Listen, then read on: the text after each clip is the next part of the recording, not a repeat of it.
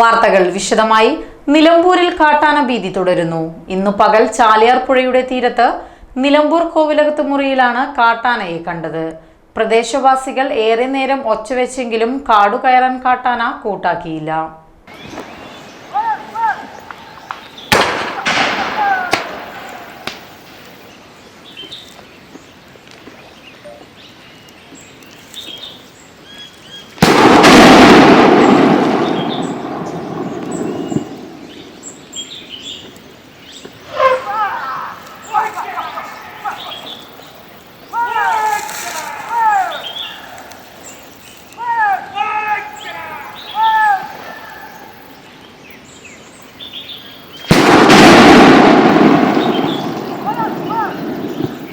ഏറെ നേരം കഴിഞ്ഞാണ് സമീപത്തുള്ള ആര്യവല്ലിക്കാവിലെ വനഭാഗത്തേക്ക് ആന നീങ്ങിയത്.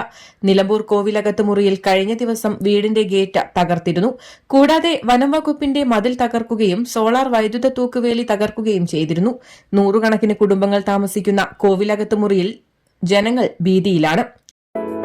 Gold, pure gold. Group Nilambur.